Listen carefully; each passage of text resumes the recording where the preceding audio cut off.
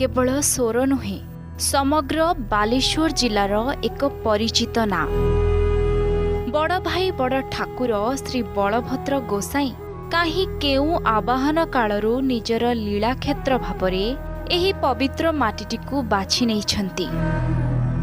किंबदंती कहे गुड्र Miley Miley दूररे एक पोखरी पोखरी रे पत्थर देह धरी भासुथांती बलदेव गोसाई। गायाल पिलाटीर नजर पड़े पानी भितरु छाणी आनी केबे बरगछ मूले तो केबे अस्वस्थ गछ मूले नेई पूजा करे गाई जगुआल।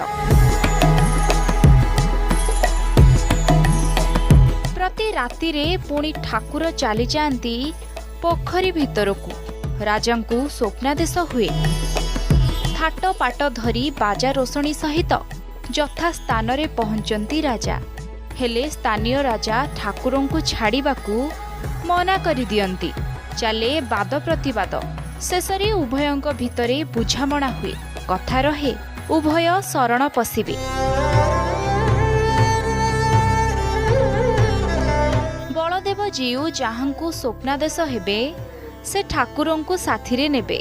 बलदेव महाप्रभु दुई राजांक स्वप्नरे आसंती एवं प्रतिवादी राजांकु कुहंती मु प्रथमे जहा स्वप्नरे आसीछि ता सहित जीवी। तोर जदि मो प्रति भक्ति थाए ताहाले मु जेउठी स्थापना हेबी तू सेठाकु जाई मते पूजा करिबु। ताहा ही हुए। थाटपाट सगड़ी रे आसंती बड़ ठाकुर बलदेव महाप्रभु। सगड़ अटके चका आउ गड़े नाही। गुड़ गाँर एही स्थान रे थिबा तुलसी बणरे रही जाए। एठी एक चाल घर करी राजा पूजा करंती बलदेव गोसाई को। सबुआड़े देखिए दारू ब्रह्म किंतु ये होते पाषाण ब्रह्म एवं गोटे पत्थर के निर्मित। ये भासमान अवस्था रे पोखर रे भासुथिले। गाड़ छुआ प्रत्येक दिन आसिकी भासमान अवस्था दौड़ बांधिकी आणिकी बरगछ मूल की लिंब गछ बरगछ मूल की पूजा आराधना करते। तापर संध्या बेले से पलि जाती गाँव को घर को पलि जाती। ये तांकर भासमान अवस्था पुणी राति स्वप्नादेश है जे मु अमिक जगार बर्तमान अच्छी तू आणिकी मत प्रतिष्ठित करा। तेणु से वाद्ययंत्र हेतु तो गाड़ी गुड़ा नाला वाद्ययंत्र धरिकी रजा आसिक से जगार पहुँचले। से रजा जिते बड़े जानले जे मो ये एमती ठाकुर अच्छा ये प्रकार होगी से आसिक पहुँचले। किंतु स्वयं बलदेव निजे आर पक्ष को कहले जे देख मु जेहेतु डकैकी आनी तेणु मुझी तोर जदि मो किसी करार अच्छी तू सहित मिसिकी कर। तेणु उभय राजा मिसिकी ठाकुर को शगड़े की यही बाट दे आणुले। यहाँ आमर हूँ तुलसी बण आ कुश बण यहाँ था यही बाट दे आणुले। यही जगार ही से माने गाड़ी अटकला आते प्रकार कले आ गला ना। तेणु यही ठाकुर रहिले।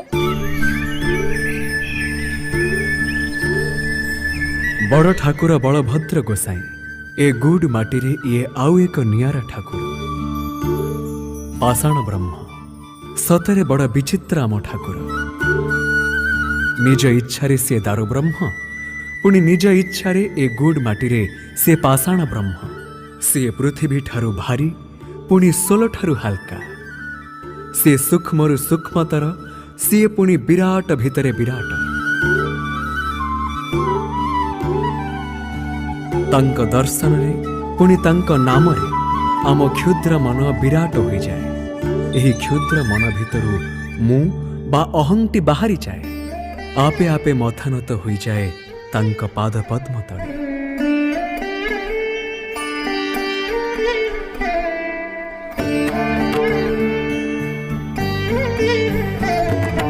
हृदय स्वतः बाहरी आसे रख आहे महाबाहु। आपे आपे दुई हाथ टेकी हो जाए।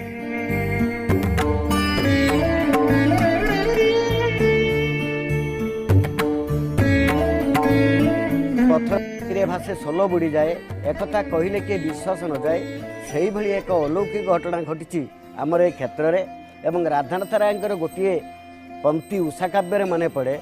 गुड़ अभिहित कृषांकुर मयी पवित्र स्थली कुरंग सेवित विराजंती जही देवलांगली। ये से क्षेत्र प्रत्येक वर्ष आमर एठारे 12 मासरे 13 पर्व पालन हुए। जगन्नाथ कल्चर समस्त नीतिकांति एठारे ही करा जाए एवं तुलसी विवाह पाई प्रभु प्रत्येक वर्ष एठू महा आडंबर आमर ढोल टमक बाजा इत्यादि बाण रोशनी दे जाती व्यवहार करने। सतरे रत्न सिंहासन उपरे तिनी ठाकुरंकु देखिदेले लागे जेमिति ए नेत्र पवित्र होइगला। ये एठी अन्य क्षेत्र में सुबासित जल में स्नान करुला बेले ये एक अनन्य क्षेत्र जोटि की 10 क्विंटाल क्षीर में प्रभु स्नान करती एवं से क्षीर भक्त मान द्वारा भक्त मान दे था। कटकणा अनुजाई डिस्टान्स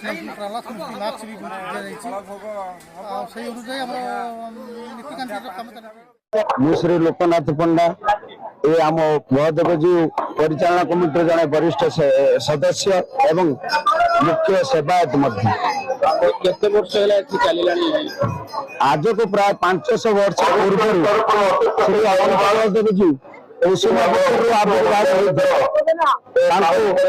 ଆମର ନନ୍ଦିକେଶ୍ୱର ମଙ୍ଗରାଜ ଆଣି ଏଠି ସ୍ଥାପନା କରିଥିଲେ। ଆମ ଘର ହଉଛି ଖୋର୍ଦ୍ଧା ରଥିପୁର ଶାସନ। ଆମର ଜଗନ୍ନାଥଙ୍କର 16 ଶାସନ ବ୍ରାହ୍ମଣ ମାନେ ପୂଜା କରନ୍ତି। ତନ୍ମଧ୍ୟରୁ ଆମେ ରଥିପୁର ଶାସନରୁ ଯାଇ ଶ୍ରୀ ଜଗନ୍ନାଥଙ୍କର ସେବା ପୂଜା କରୁ।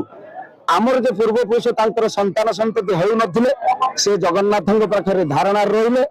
ଜଗନ୍ନାଥ ତାଙ୍କୁ କହିଲେ ସ୍ୱପ୍ନରେ କହିଲେ ତମେ ଯାଅ ବାଲେଶ୍ୱର ଜିଲ୍ଲା ଗୁଡ ଗ୍ରାମରେ ମୋ ବଡ ଭାଇ ପହଞ୍ଚିଛନ୍ତି ସେଇଠି ସେବା ପୂଜା କଲେ ତମର ସନ୍ତାନ ସନ୍ତତି ହେବେ। ସେ ଯାଜପୁର ଦେଇ ଚାଲି ଚାଲି ସେତେବେଳେ ତ ଗାଡି ଘୋଡା ନଥିଲା ଯାଜପୁର ଦେଇ ଚାଲି ଚାଲି ଆସିଲେ ଏଇ ଅନନ୍ତ କ୍ଷେତ୍ର ଏଇ କୁଶକ୍ଷେତ୍ର ଗୁଡରେ ପହଞ୍ଚିଲେ। ମଙ୍ଗରାଜଙ୍କ ପାଖକୁ ଖବର ଗଲା ମଙ୍ଗରାଜ ଆସିଲେ ତାଙ୍କୁ ଏଠି ଜମିବାଡି ଦେଇ ଥଇଥାନ କଲେ। ତାଙ୍କ ଔରସରେ 3ଟି ପୁତ୍ର ଜନ୍ମ ହେଲେ। ଆଜି ଆମେ 100 ଘର ହେଲୁଣି ତାହେଲେ ହିସାବ କରନ୍ତୁ କେତେ ବର୍ଷ ତଳର କଥା। ଯାହା ହଉ ସେଇଦିନ ଠାରୁ ପ୍ରଭୁଙ୍କର ଘୋଷ ଯାତ୍ରା ବାହୁଡା ଯାତ୍ରା ସବୁ ନୀତିକାନ୍ତି ପୁରୀରେ ଯେମିତି ନୀତିକାନ୍ତି ହେଉଛି 12 ମାସରେ 13 ପର୍ବ ଏଠି ବି ସେମିତି ଚାଲିଛି। ଜୟ ବଳଦେବ। ମୁଁ ଶ୍ରୀକାନ୍ତ ପଣ୍ଡା ବଳଦେବଙ୍କର ସେବକ।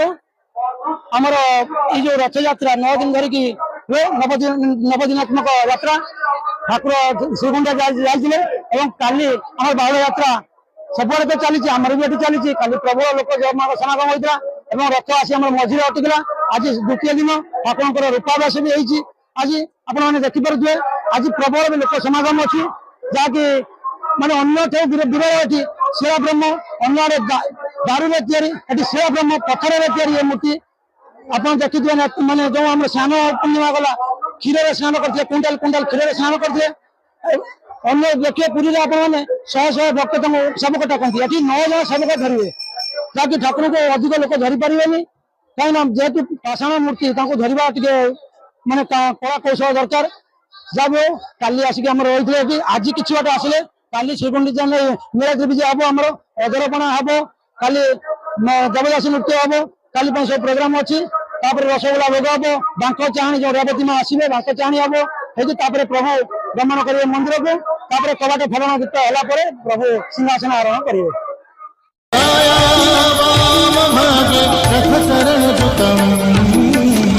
ब्रह्मरुद्रेन्द्रवन्द्यं वेदानां सारमीशं सजन परिवृतं ब्रह्मदारुं स्मरामि